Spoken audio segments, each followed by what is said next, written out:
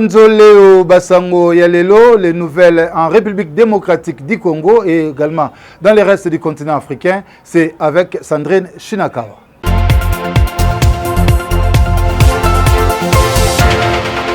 Voici les titres d'actualité de ce jour. Pas d'ouverture ce lundi à la Cour constitutionnelle du procès Augustin Matata Mponyo sur le dossier Bukanga Lonzo. Il a été remarqué une forte mobilisation policière autour de cette cour. L'audience est reprogrammée pour le 8 novembre. Des blessés dans la marche des enseignants de ce lundi à Kinshasa. Partie du rond-point Bongolo, la marche des enseignants avait pour point de chute le palais du peuple avant d'être dispersée à coups de gaz lacrymogène par la police. Sur instruction du ministre de l'Enseignement primaire, secondaire et technique, le service de contrôle et de paix des enseignants, SECOP, vient de réactiver ce lundi 25 octobre 2021 les 4 enseignants désactivés le 7 octobre passé pour avoir séché les cours au motif d'une grève illégale. En politique, il est 2 fois nécessaire de reculer pour mieux sauter.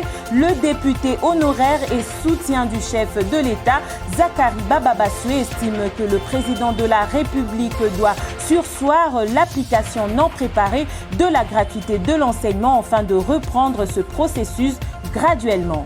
Entérinement, confirmation par le président Tshisekedi, la caravane CENI annonce dans les prochaines heures la prestation de serment de l'équipe d'Eni Kadima devant la Cour constitutionnelle. Le pouvoir a opté de forcer malgré les remous suscités au sein de la société congolaise en général et particulièrement de l'opposition politique.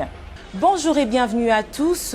Pas d'ouverture ce lundi à la Cour constitutionnelle du procès Augustin Matata Mponyo sur le dossier Bukanga Lonzo. Il a été remarqué une forte mobilisation policière autour de cette cour. L'audience est reprogrammée pour le 8 novembre, poursuivie pour détournement de plusieurs millions de dollars de la mise en œuvre du parc agro-industriel de Bukanga Lonzo. Ce procès s'ouvre pourtant sans que le Sénat lève les immunités de l'ancien Premier ministre. Pour le défenseur de droits de l'homme Jean-Claude Katende, Matata Mponyo ne devait pas se présenter à l'audience car un sénateur ne comparaît pas devant un juge sans que ses immunités ne soient levées.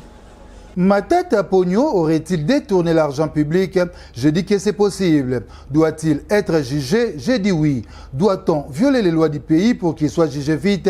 J'ai dit non. Telle est la conviction du président de la ZADO, Jean-Claude Katende. Pour lui, l'homme à la cravate rouge ne devait pas faire les déplacements de la Cour constitutionnelle. Cela aurait été de ses droits. Car à ce jour, la Chambre haute n'a pas levé les immunités du sénateur Matata Mponyo pour ainsi permettre à ce que le lit des élus puisse comparaître légalement. Mais le Premier ministre honoraire avait pourtant fait le choix de se présenter à la Cour ce lundi de bonne foi. L'audience a tout de même été renvoyée au 8 novembre prochain. Il n'y avait pas d'interprète pour Christo Globert qui ne parlait qu'anglais. L'exception a été soulevée par les avocats de Matata. Le patron d'Africom est sur le banc des accusés avec Matata Mponyo Mapong et l'ancien ministre des Finances, Patrice Kitebi. Affaire à suivre donc. Un papier signé par Christian Gwanzo. Dans l'actualité toujours, 2 blessés dans la marche des enseignants de ce lundi à Kinshasa.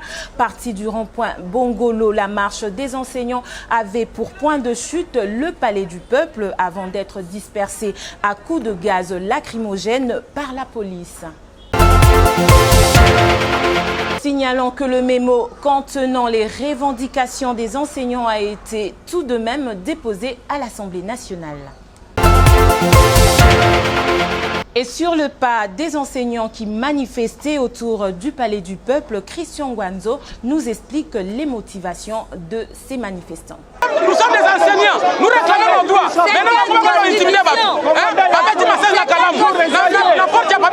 Autrefois qualifiés de métiers nobles, aujourd'hui aucun enfant ne rêve d'être enseignant au Congo. Ces hommes appauvris par la société, non considérés, étaient dans la rue ce lundi à Kinshasa pour rappeler d'abord rapport à l'autorité des tutelles, s'ils savaient aujourd'hui lire et écrire, c'est grâce à l'enseignant, ces pauvres opprimés. Toujours réclamer droit na biso, toujours réclamer salaire na biso.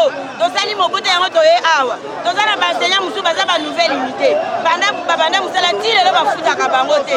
Toujours réclamer salaire na biso, rien que notre salaire. De réclamer le mususu te. Bon, est-ce qu'enseignant koko zape na vie ya bien te? Enseignant koko la bien te. Tozana ebela ba école na ba comme baza désactivé. On les payait avant. Brusquement va désactiver l'école na bango. Et ça n'a pas enseigné mususu va désactiver bango pona nini. Pona nini. Congo est un bon cannabis, nous sommes tous des Congolais. Nous avons le droit de réclamer nos droits aussi. Mais on vient ici bazo beta biso, bazo bengana biso na mboka na biso moko. Parfois que biso bagaz lacrymogène moninga na biso moko apanzanya logi amakila okotala te. Nulle part ailleurs kaka na Congo. Problème na biso yango wana. 20 000 francs congolais serait un luxe ou encore un ajout de trop pour ces enseignants, alors que chaque jour, les anciens élèves détournent des millions. Certains bénéficient même de voitures de luxe comme prime, mais personne ne veut tendre l'oreille aux cris de détresse de l'enseignant. Et bientôt, 4 semaines, déjà 3 conseils des ministres, toujours pas de solution pour les revendications de l'enseignant. Certains ont marché parce que leurs maigres salaires ont été désactivés. Des écoles réelles et anciennes considérées depuis comme fictives. Ngai nazoloba awa nazoyebisa ministre c'est un menteur parce que le ministre azolobaka négocier na ba syndicat. Quel est ce syndicat? Les enfants étaient, dit-on, manipulés pour descendre dans la rue. On dira peut-être pas la même chose pour ces enseignants, car de celui-ci transféré à l'hôpital puisqu'il est blessé pendant qu'il revendiquait ses droits. Que ces cris de détresse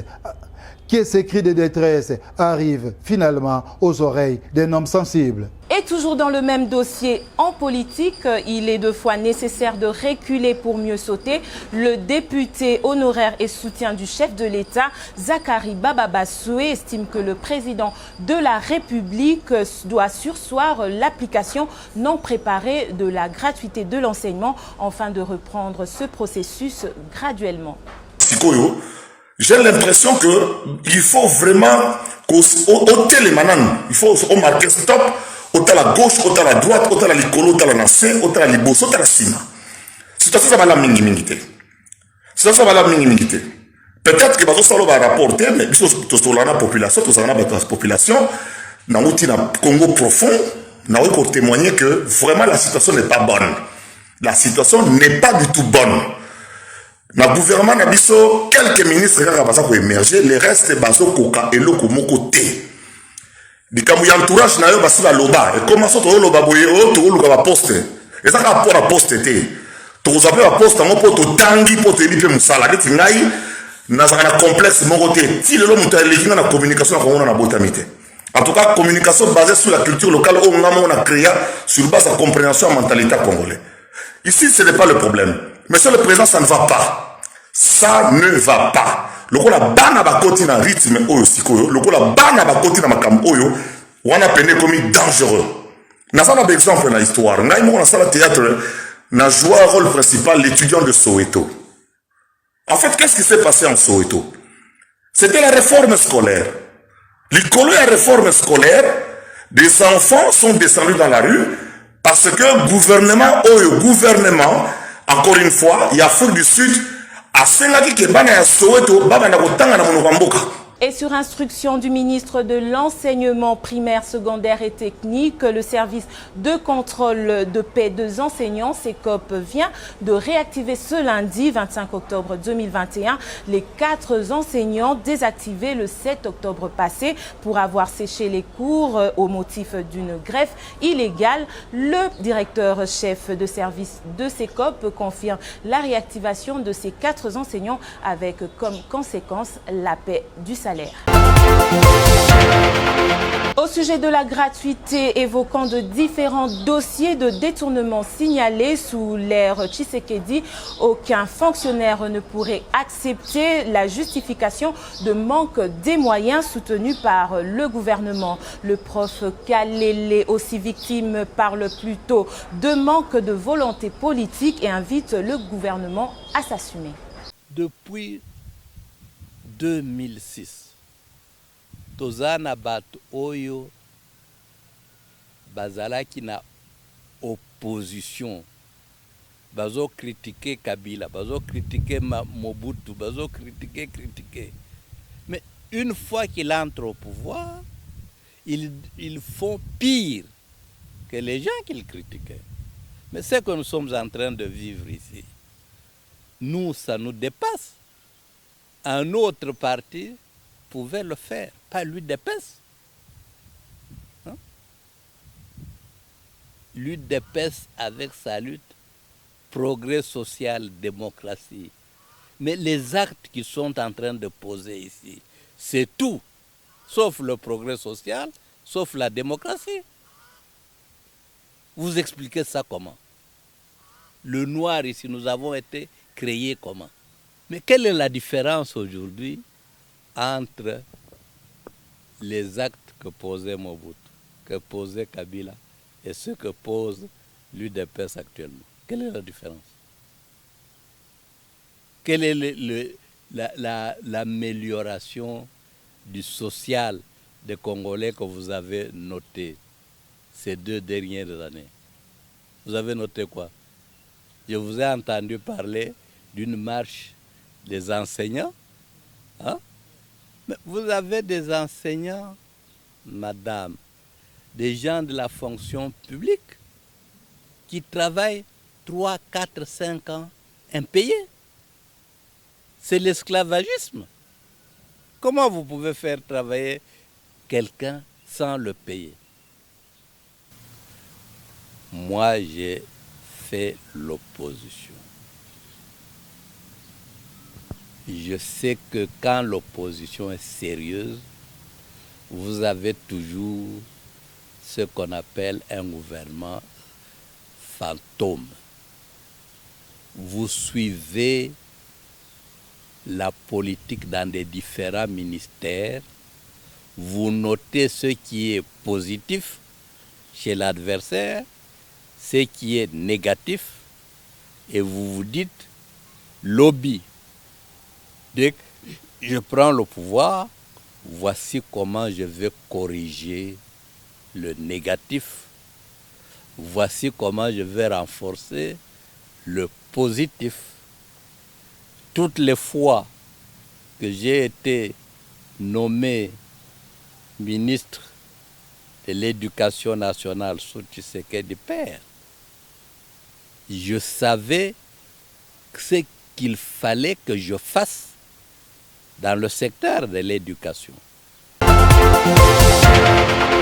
Parlons à présent finances. L'eau aurait-il bougé pour rien? L'IGF Alingueti blanchit le ministre de l'EPST, Tony Mwaba, dans l'affaire du prétendu détournement de 16 millions de dollars du TENAFEP.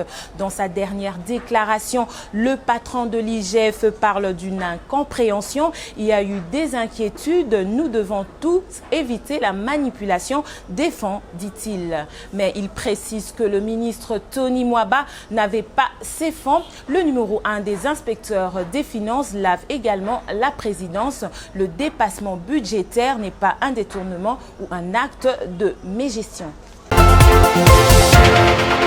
Et toujours dans l'actualité, entérinement, confirmation par le président Tshisekedi, la caravane CENI annonce dans les prochaines heures la prestation de serment de l'équipe Denis Kadima devant la Cour constitutionnelle. Le pouvoir a opté de forcer malgré les remous suscités au sein de la société congolaise en général et particulièrement dans l'opposition politique. Cap donc désormais vers les élections 2023, mais tout indique que nous allons droit vers un processus pas apaisé. Élection 2023 vers un front commun, Kabila, Fayulu, Katumbi et les laïcs catholiques pour barrer la route au pouvoir en place. Des forces politiques non membres de l'Union sacrée s'unissent pour des actions communes en faveur d'une CENI dépolitisée et des élections crédibles. Une déclaration conjointe a été signée par les représentants du Conseil de l'apostolat des laïcs protestants, la jeunesse catholique, le FCC de Joseph Kabila, Ensemble de Moïse Katumbi, les idées de Martin Fayulu, le Nouvel Élan de Adolphe Mozito et le Comité laïque catholique. Légaliste ou rébellion à la Senko, l'évêque de Butembo Beni a pris acte de l'investiture des nouveaux animateurs de la CENI. La nouvelle fait le tour de réseaux sociaux. On affirme que Monseigneur Sikuli Paluku Melchisedek aurait demandé à l'Église de ne pas suivre les manipulations, tout en disant merci au chef de l'État pour sa détermination à organiser les élections dans le délai. Les circonstances de ces déclarations sont clarifiées ici par la présentatrice de l'émission L'Église intervient. Bonjour à tous, c'est l'Église intervient, votre émission. Nous avons suivi tous dans les réseaux sociaux dire que Monseigneur Sikuli, évêque de Beni Butembo, a pris acte de l'investiture des nouveaux animateurs de la CENI. Avant tout, il faut dire que prendre acte ne veut pas dire accepter. Qu'est-ce qui s'est passé réellement? Le samedi 23 octobre, après son échange qu'il a eu avec le secrétaire général de l'ONU en charge des opérations de maintien de la paix, Monseigneur Sikuli Paluku Melchisedek a confié à la presse de l'Église catholique que l'Église va toujours défendre ce qu'elle pense être la vérité et la justice, même après cautionnement de l'irrégularité dans la mise en place de la nouvelle équipe de la CENI. Vous avez compris, l'irrégularité dans la mise en place de la nouvelle équipe de la CENI. L'évêque de Butembo a dit par la suite que les biens restent les biens, quelles que soient les circonstances dans lesquelles nous nous trouvons. L'Église travaille toujours dans le sens du bien, a conclu l'évêque. Les gens ont voulu prendre donc, les paroles de Monseigneur dites dans un contexte, les mettre dans un autre contexte. Nous avons joint au téléphone Monseigneur Melchisedek. Depuis Beni, il nous répond pour vous faire comprendre que c'est dit faux et archi faux. L'Église n'est pas divisée, les pères évêques sont ensemble. Ils ont même position, ils ne sont pas d'accord. Et qui pour dire mieux que Monseigneur Sikuli Paluku pour préciser sa pensée, je vous laisse suivre l'évêque de Butembo Beni au téléphone précisant qu'il n'est pas sorti de la position de la Senko. C'est déjà fait. Donc la Senko, nous n'avons pas à faire comme si cela n'a pas eu lieu. C'était fait. Donc nous prenons acte. Mais cela ne veut pas dire qu'on l'approuve, parce qu'on connaît la position de la Senko et de l'ECC. Et ce qu'il y a eu comme refus de pratiquement de tenir compte de ce qu'ils ont relevé comme irrégularité. Cette irrégularité a été consacrée. Mais cela n'empêche que la Senko continuera à plaider pour la vérité et au nom de la population que nous représentons et au nom de sa voix, pour lequel souvent nous pensons. Ils ont transformé. Il y avait plusieurs journalistes. Donc moi je me souviens ce qu'il faut suivre, c'est que la radio diocésaine qui a enregistré. Je dis je crois qu'ils sont partis simplement du fait de on prend acte. Alors il a fait ce texte qui n'est pas le mien. Donc c'est vraiment de l'intox, on peut dire en quelque sorte. Oui, il y a l'interview qui a suivi l'accueil du secrétaire général adjoint des Nations Unies qui est venu me voir. Et il lui a posé aussi la même question. Et on était encore là, alors directement ils en ont profité pour me poser. Et moi j'ai répondu comme je devais répondre. Donc ça, pas pour dire, on connaît la position de l'Église catholique. Donc Il y a risque de guerre civile si les autorités ne s'arrêtent pas pour recadrer des tirs. C'est ce que pense le professeur Kalele. Ce cadre de l'Amouka dit se réserver le droit de douter sur la lutte menée par le parti au pouvoir. Comment voulez-vous que ces jeunes gens-là, eux, enseignent sérieusement? Des histoires de corruption, ça s'explique de cette manière-là. Vous dites, il n'y a pas d'argent. Et vous-même, vous êtes vous-même les premiers à nous dire sur les ondes, je suis scandalisé par la manière dont on vole l'argent dans la magistrature. Je suis scandalisé de la manière dont on vole de l'argent au gouvernement. Vous voyez comment on corrompt au Sénat, à l'Assemblée nationale. Mais vous vous étonnez du fait que les gens se laissent corrompre, que l'enseignement baisse de niveau d'année en année, que le pays n'avance pas. Donc vous le faites, bozoko salango nanko po mboka etambula malamu te boza bandoki. Quittons la RDC pour Israël en Terre Sainte. Le président de la République, Félix Tshisekedi, y séjourne pour une visite de 5 jours, accompagné par la première dame. Les séjours de chef de l'État prévoient notamment des rencontres avec le président israélien Isaac Herzog, le ministre des Affaires étrangères Yair Lapid, ainsi que certaines personnalités du monde des affaires. Félix Antoine Tshisekedi reçoit également le titre honoris causa à l'université Netanya. Il est aussi prévu dans son agenda des visites de liaison. Retour du train urbain à Kinshasa, des habitations le long du chemin de fer dans les communes de Limete, Barumbu, Kinshasa, Lingwala, Gombe et Kinshasa seront à nouveau rasées. Le gouverneur de la ville-province de Kinshasa pense que le retour imminent du trafic ferroviaire pourrait décongestionner la voirie. Gentini Ngobila a réceptionné il y a peu l'étude de faisabilité de la modernisation du réseau du train interurbain de l'ex-Onatra et son extension à quelques 300 km.